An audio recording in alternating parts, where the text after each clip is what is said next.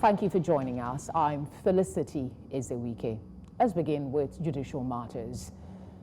Nigerian lawyer and activist Dele Farotimi appeared in court on Friday in Ekiti as part of his ongoing legal battle. Farotimi, known for his vocal stance on governance issues, is facing charges related to allegations of defamation and incitement at the Ekiti Magistrate Court. News Center's Bettina Uweli has more. Dele Farotimi arrived at the Magistrate Court in Ekiti, flanked by his legal team and supporters. The courtroom was filled with tension as the magistrate, Abayomi Adeosun, revisited two matters, one regarding representation by a senior advocate of Nigeria, and the second on the application of bail for Mr. Farotimi. The alleged charges stem from a book written by Farotimi, which has sparked controversy in political circles. One was whether a senior advocate of Nigeria has a right to represent Dele Farotimi. You will recall that our learned senior, Olumide Fushika, SAN, was here personally on the 10th of December to lead this defense team, right? Along with other senior advocates who had also indicated intention in defending Dele Farotimi. But at last the court said no, that since they have been elevated, they have elected to become senior advocates, then they don't have a right to appear in this court. That was the very first ruling. Then the second ruling was on our application for bail. The court upheld that Dele Farotimi has a right to bail, and therefore the court granted him bail in the sum of 30 million naira bond to be provided by him, two sureties in like sum in the sum of 5 million naira each. And each one of the sureties is to have a landed property in Ekiti. Then the court proceeded further to say that Dele must deposit his international passport with the court, to which we pointed out to the court that this same order has been made by the Federal High Court. And if there is indeed judicial precedence, then having deposited it at the Federal High Court, there is nothing more to deposit here. The court proceedings have been adjourned until February 13, 2025, when the trial will commence.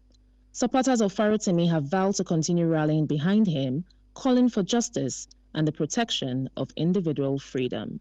Unusual, there was nothing unusual in today's proceeding. It was specifically adjourned for ruling. And ruling has been delivered on the bail application we filed on behalf of the defendants, and same has been granted after a considered ruling by the Honorable Court. So that is much I can say.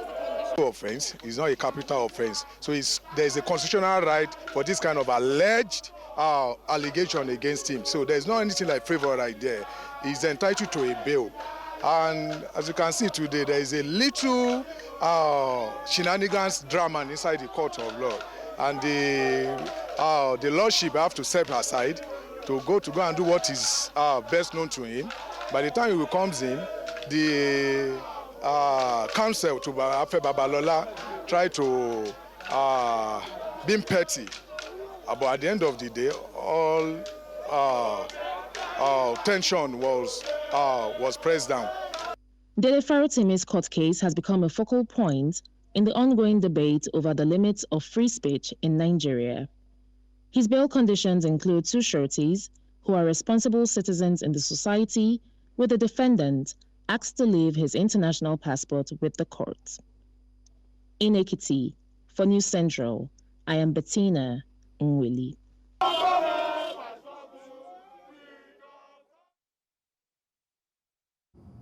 To discuss this latest development with the Farotimi case, we're joined by legal practitioner Tunji Abdulhameed. Tunji, thank you for joining us. Let's look at his bail conditions, specifically two: submission of his passport and refraining from media interviews. On the one part, take that on, the the submission of his passport. Do you think this is a form of a restriction of his human rights, as well as asking him to refrain from media interviews, actually? Felicity, thank you for having me. Anything that is made, any order that's made by the court regarding bail condition cannot be said to be infringement of fundamental rights. The essence of bail is to ensure your your appearance in court, and which I will be surprised if you have not been granted bail today. And that condition of submission of passport and not granting the interview, for me, the only one I can see that look like probably freedom containing his freedom of expression is not granting interview. But the issue of passports is just to ensure that he would not run out of the country. So it's not abnormal in asking him to drop his passport if they think they are not sure or it's not guaranteed that it will be available. So it is not a breach of fundamental rights to say drop your passport. So it's just to ensure that it will be within reach and it will not go away. The granting the visa of asking him not to grant interview, I think it's not general. Private interview regarding the case, not granting interview generally. Granting interview on issue before the court will be seen as subjudice. Probably that's why they say you should not grant an interview on that area. So if that restriction is strictly on the case before the court, I think it's not abnormal for the court to say that. I'm curious as to your thinking, though. For someone who says he has no regard for the judicial system, do you fear that Farotimi might not adhere to the part about not granting interviews? That's a different ball game. It's a different case.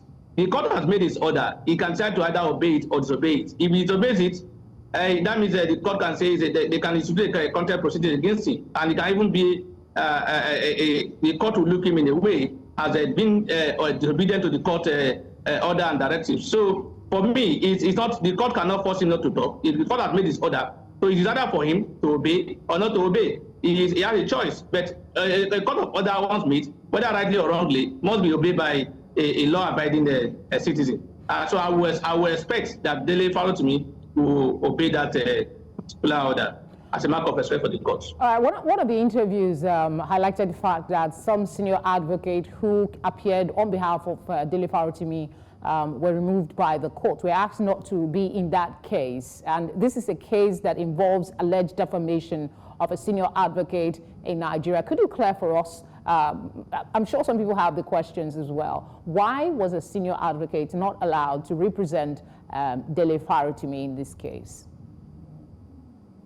It is part of our practice that once you are elevated to a senior advocate of Nigeria, you are not allowed to appear before the lower court. The magistrate court is considered as a lower court.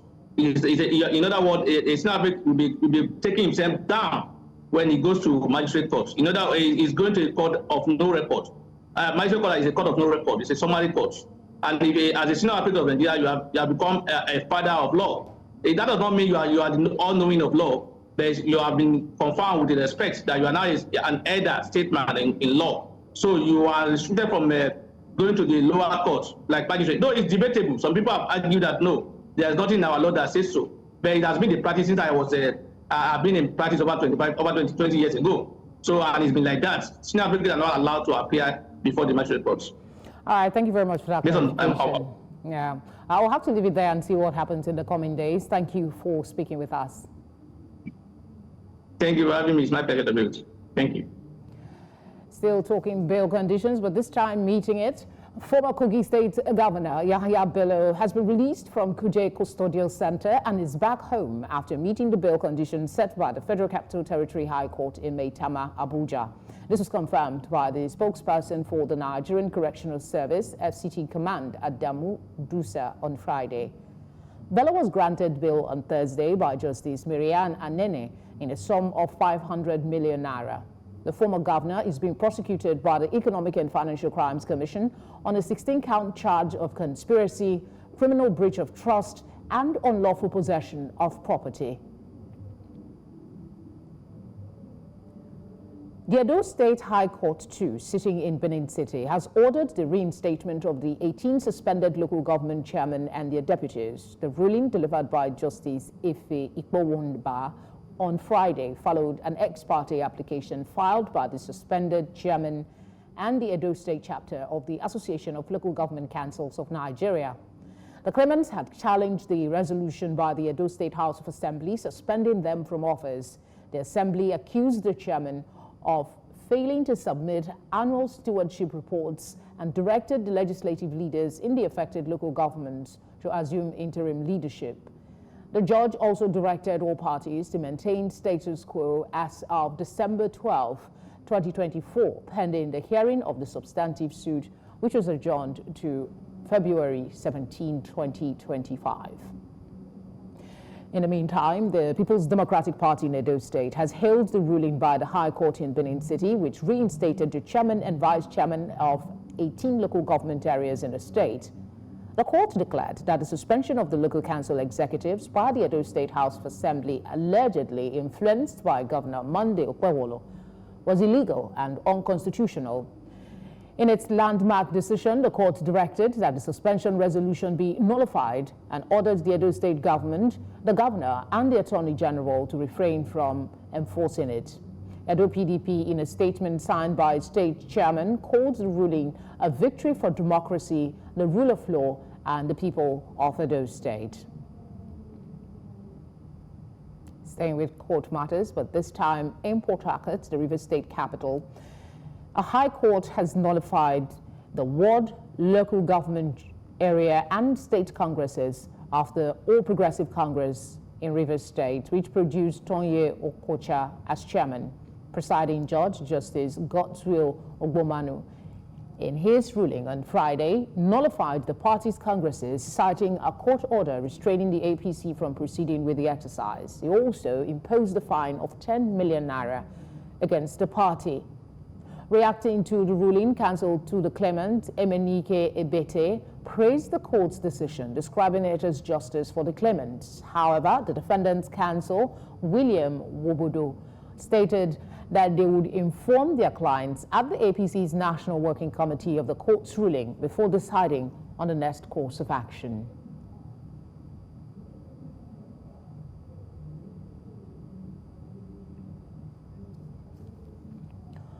Criminal justice experts have called for more training of stakeholders responsible for implementing the nation's administration of criminal justice law in the country. This was during a two-day workshop in Benin City, the Edo State capital, focused on achieving a national minimum standard for the effective implementation of the Administration of Criminal Justice Act in various states. Stakeholders at the workshop lauded significant improvement in Nigeria's criminal justice sector, saying that the act is gradually challenging inherent injustices in the sector. Let us hold our own side of wherever you are working. I'm individually. I'm happy and I'm saying yeah. We hold our side. NDLA should hold their side. SS should hold their side. The lawyers should. Programs like this have also gotten states who have enacted who have domesticated the CJA. The essence of this training is to assess the level of the adoption of minimum standards in Edo State, and also this program is ongoing in different states in Nigeria. President Bola Tinubu has attended Jumad prayers in Lagos State. Accompanying the president were several senior government officials, including some from the private sector. One notable personality identified with the president was chairman of the Boa Group, who spoke to newsmen after the prayers, expressing confidence on the ability of the president to turn things around in the light of the reforms embarked by the administration. Yeah, the economy, I think, is going okay, although we all know that some of the reforms undertaken by His Excellency, are still biting. And these reforms, as far as the business community, is concerned, were necessary. Some of them is true that they are quite painful, but we needed, these reforms, especially the foreign exchange, unification. As you remember, I'm sure, the exchange rate at 500 naira, and then outside it was 800 naira, was not acceptable.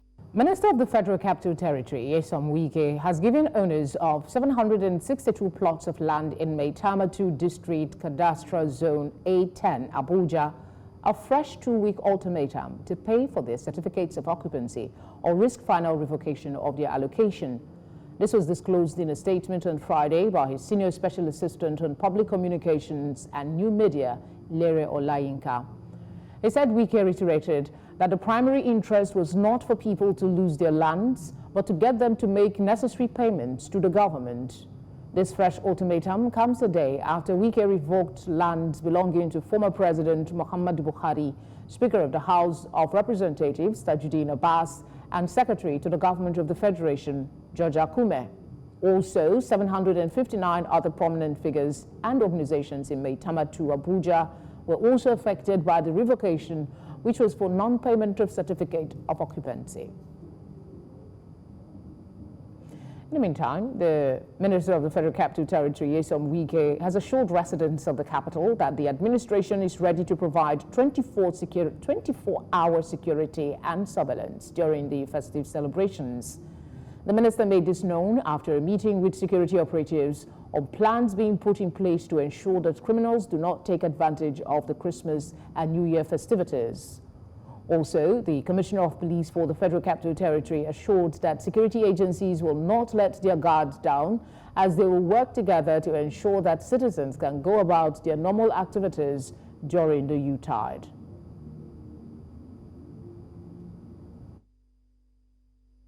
We want to intensify our activities in all the borders, exits, entrance into the Federal Capital Territory.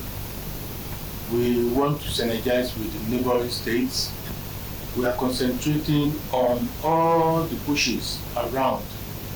The Nigerian Air Force are bringing in their helicopters to assist with surveillance of areas identified. Nigerian Army, the police, civil defense are ready in a lot of these bushes, which I will not want to mention now, even as I speak with you, conducting clearance operations. We are prepared to provide security for us. We have done well, we have done very good policing, but we will not fold our arms and say, well, things are very much okay now. We continue to be vigilant to make sure that there's no room for anybody to manipulate. Staying with Yuletide stories, Christmas came early for children in Abia State as they celebrated the festive season with the governor's wife, Priscilla Uti. Hundreds of children thronged the government house in Umuahia, where they were entertained, treated to various delicacies, and participated in numerous games. News Centre's Chinwe Ugele reports. At the gathering that brought together children of all ages, the wife of Abia State Governor Priscilla Oti pledged to support every child in Abia, regardless of their background. It is unfortunate indeed that many young house helps, better known as caregivers, face maltreatment and abuse in their workplaces. Physical abuse, emotional abuse, and exploitation. It is essential to recognize that they deserve respect, dignity, and fair treatment. Let us recognize signs of this inhumane treatment and report it to authorities if we suspect someone is being abused. The Christmas party held at the office of the governor's wife also welcomed children living with disabilities.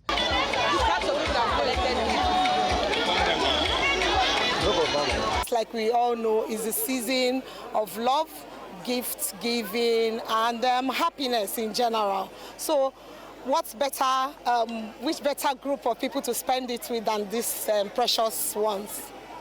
Though the number of the children exceeded expectations, each child still received a gift from the governor's wife and enjoyed playing freely.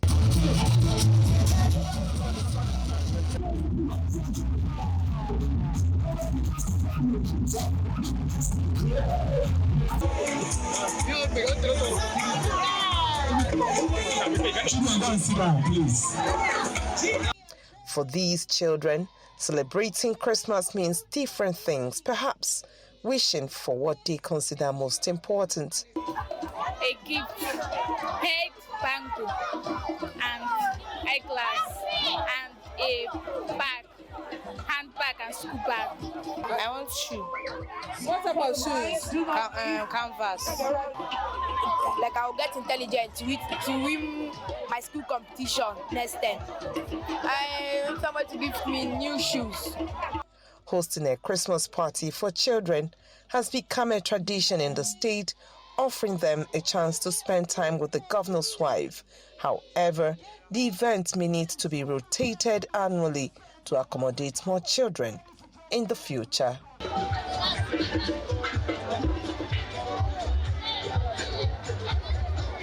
No struggles. No. In Omaha for News Central, I am Chinwe Ukele. All right, let's go back to our earlier news that were brought on the court nullifying APC congresses at the ward, local and state levels. For some perspective on that now, we are joined by legal practitioner Henry Ekine. Henry, thank you very much for joining us. Thank you for having me. It's my pleasure. Yeah, did the courts have the legal authority to intervene in the internal congresses of the APC, and under what principle did they do this? Yes, clearly, political parties are associations that are made up of members, and then such associations are registered with the Independent National Electoral Commission with Constitution.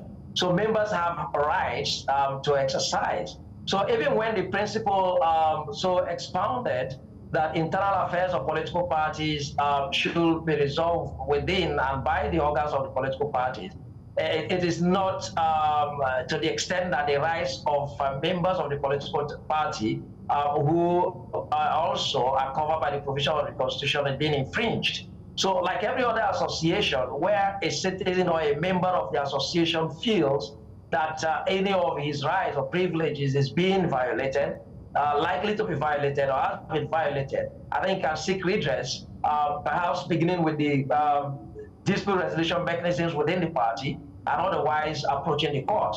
It is to that extent that the courts could have jurisdiction to entertain complaints by members of associations to the effect that their rights as members are being violated. And I think it is to that extent that the courts may arguably have been seized with jurisdiction, with the power to entertain and determine the questions that were presented before the courts by members of that political party. We usually see some of these decisions being reversed. Is that a possibility here?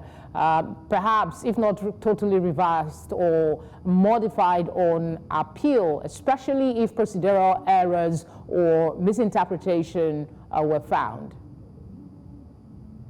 Of course, the appellate courts exist to review the decisions of trial courts. Where such decisions are reached by error of law or fact, the appellate courts can reverse.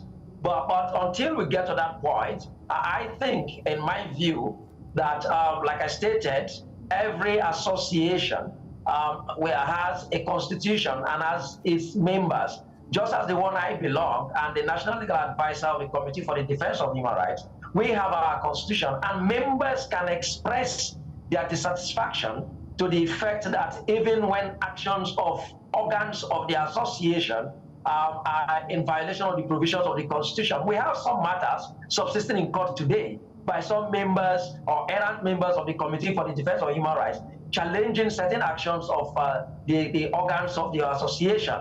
The same way, so this is different from the argument of external personalities or individuals or other associations intruding in the affairs of another association or political party.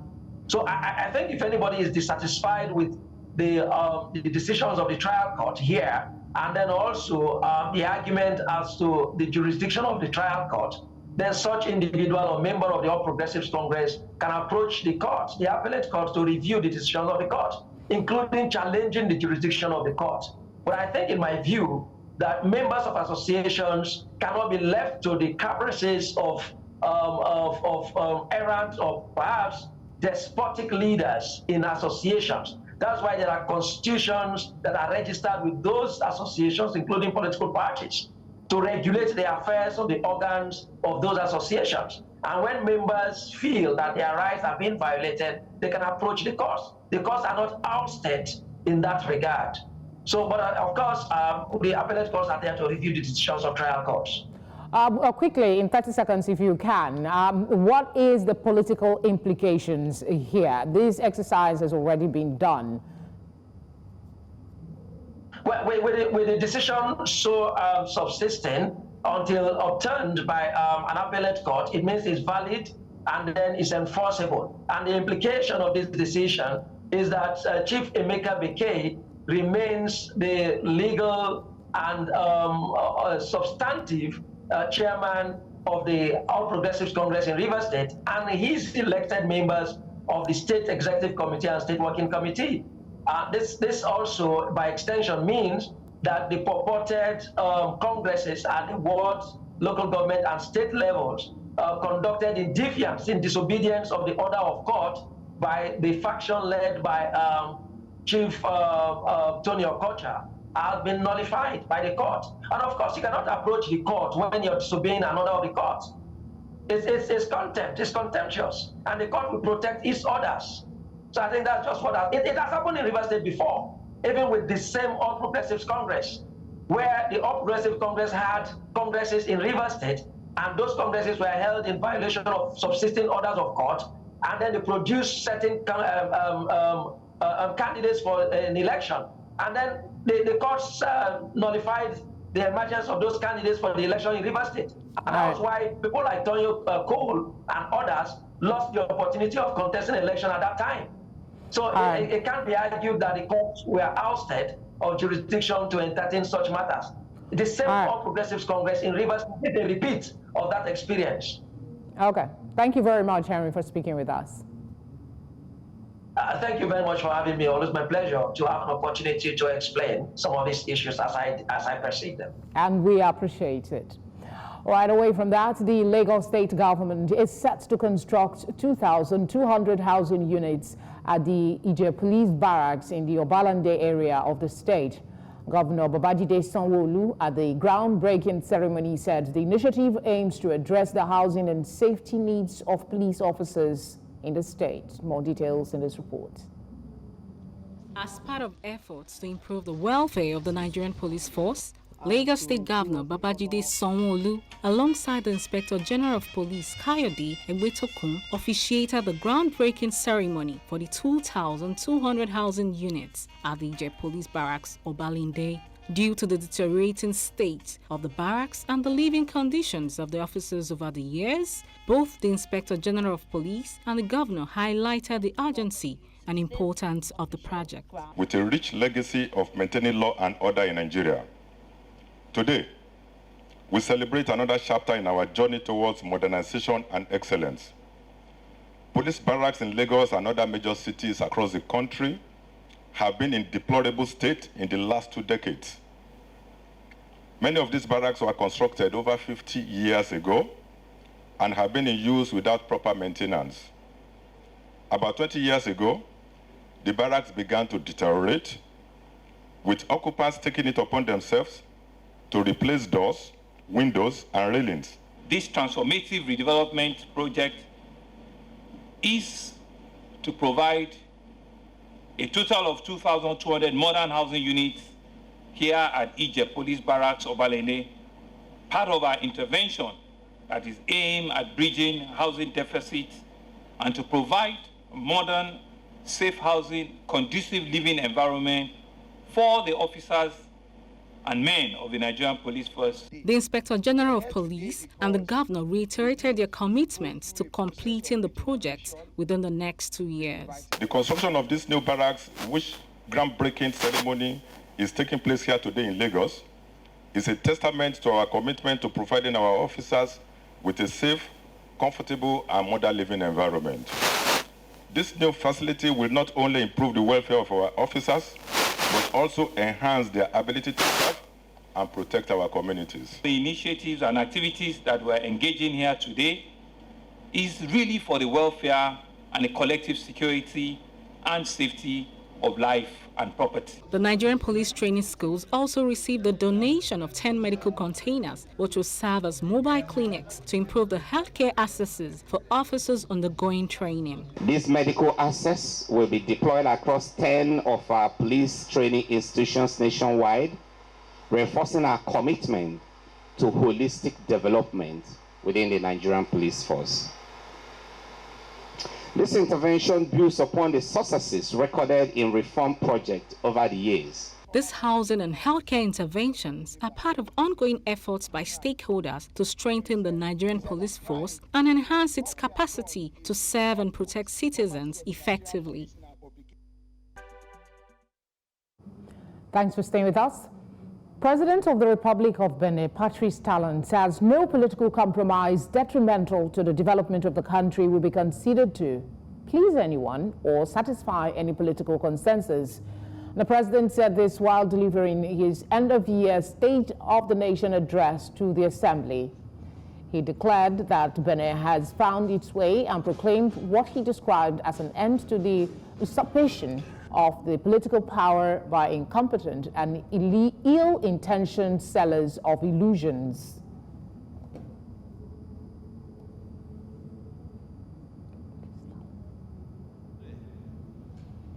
Notre pays a trouvé son chemin. Et cela est irréversible. Peu importe l'opinion et le souhait des nostalgiques en quête d'un retour à notre passé honteux. L'usurpation du pouvoir politique par des vendeurs d'illusions incompétents et mal intentionnés. Aucun compromis politique préjudiciable à notre développement ne sera concédé pour faire plaisir à qui que ce soit ou satisfaire un quelconque consensus politique. France began withdrawing its soldiers from Chad on Friday after N'Djamena abruptly ended military cooperation with its former colonial power last month. A contingent of 120 soldiers departed for France from a military airport in the capital 10 days after French fighter aircraft left the Sahelian country. Chad had been a key link in France's military presence in Africa and its last foothold in the wider Sahel region following the forced withdrawal of its troops from Mali, Burkina Faso, and Niger in the wake of a series of military coups. However, on November 28, Chad announced its decision to terminate a defense accord with Paris, which primarily dated back to the country's independence in 1960. This is breaking. At least 11 people are reported to have died and up to 80 others injured after a car rammed into a crowded Christmas market in the eastern German city of Magdeburg today.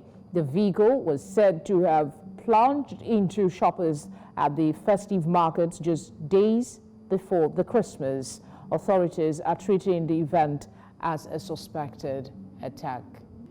After an earlier 20% reduction in August due to prolonged heat and insufficient rainfall, Ghana lowers its expected harvest by 5% to around 617,500 tons. Leko Onobanjo has more on Business Tonight.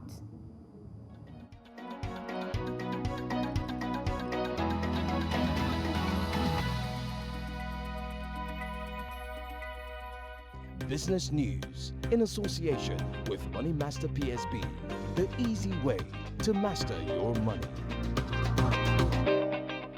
Ghana, the world's second largest cocoa producer, has reduced its cocoa harvest forecast for the 2024-2025 season for a second time, after initially lowering expectations by 20% to 650,000 tons in August. The outlook has now been further cut by 5% to approximately 617,500 tons. The revision follows on-the-ground crop surveys indicating hotter than expected weather and insufficient rainfall as key factors. Additionally, the seasonal Seasonal harmattan winds, which occur from December to February, have negatively impacted cocoa production prospects. This adjustment intensifies concerns over global cocoa supply, contributing to an 8th straight weekly gain in New York cocoa futures, putting further pressure on chocolatiers and consumers already grappling with rising costs. South Africa has approved a detailed plan to open its 21,232-kilometer freight rail network to private operators, aiming to stimulate economic growth through corporate involvement. Transport Minister Barbara Creasy signed off on the 162-page blueprint developed in collaboration with state-owned Transnet, which outlines access conditions, capacity allocation and pricing. The initiative underscores the government's commitment to retaining ownership of rail infrastructure while leveraging private sector expertise to rejuvenate logistics and address operational inefficiencies. Transnet will begin reviewing applications for network access immediately, with operations expected to commence in April 2025. Facing fiscal challenges, the company has requested Treasury support to modernize the network, stabilize services, and bolster economic performance. This reform aligns with broader government efforts to improve service delivery and rebuild voter confidence following the African National Congress's recent coalition formation. Morocco's annual inflation rate rose to 0.8% in November, slightly higher than October's 0.7%, according to the National Statistics Agency. On a monthly basis, consumers' prices fell by 0.2%. Food prices, the primary driver of inflation, increased by 0.8% year-on-year, while non-food inflation rose by 0.7%. Core inflation, excluding volatile items like food, climbed by 0.2% month-on-month and 2.6% year-on-year. The central bank forecasts inflation to average 1% in 2024, a significant decline from last year's 6.1%, reflecting already moderation in price pressures. And that's all on business news. I am Lekon Onobanjo.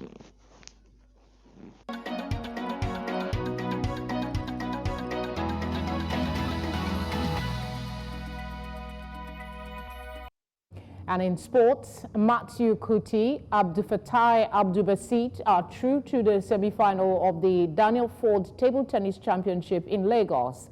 Meanwhile, in football, Super Eagles B stand in coach Daniel Ogumodede list 18 players for CHAN qualifiers against Ghana on Sunday. Okpebholo Adebari has more.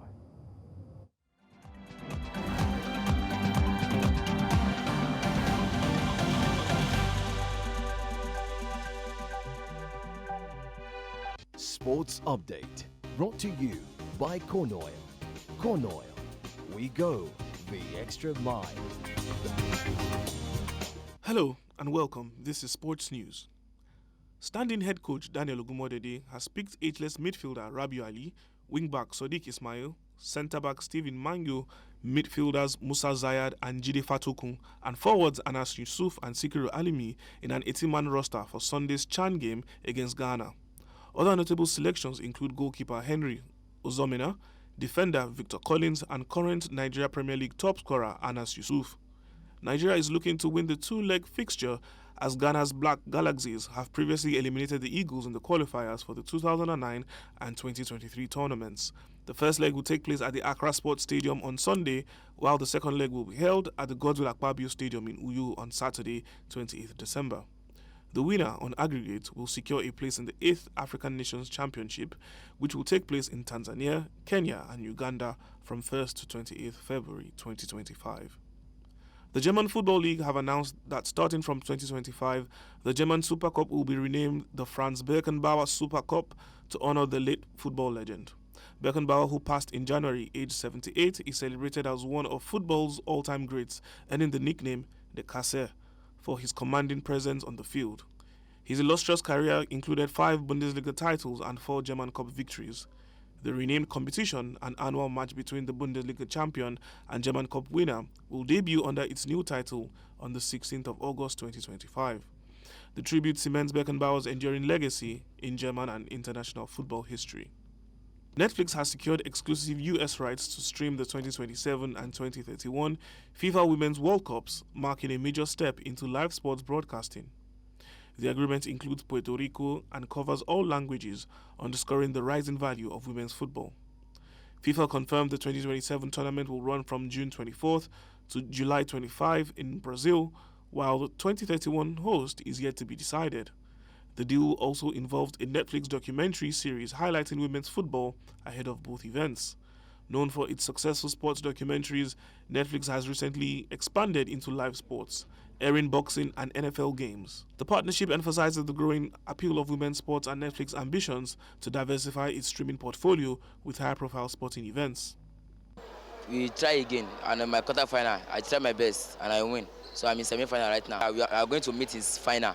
So the player is tough player.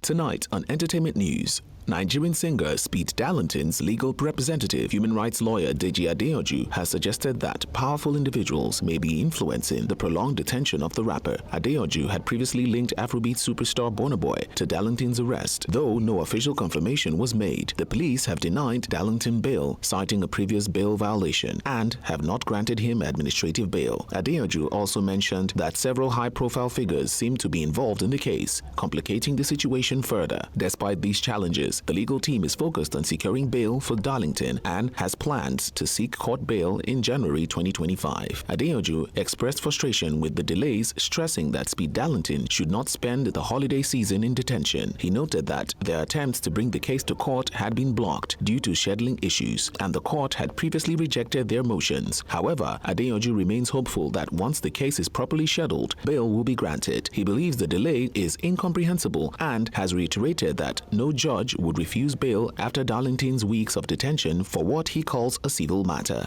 Alicia Keys will make history in 2025 as the third female performer to receive the Dr. Dre Global Impact Award, joining Mariah Carey and Missy Elliott. The award, established in 2022, honors black music creators for their significant influence in the industry, with the 2025 recognition highlighting Keys' contribution both musically and philanthropically as a 16-time Grammy winner. Keys will add to her collection, extending her wins to 17. Recording Academy CEO Harvey Mason Jr. praised her impact on culture, music, and advocacy. The award will be presented to Keys on January 30th, 2025, ahead of the Grammy Awards. Additionally, Keys' Broadway play Hell's Kitchen is nominated for Best Musical Theatre Album, potentially bringing her total Grammy count to 18. That's all on Entertainment Tonight.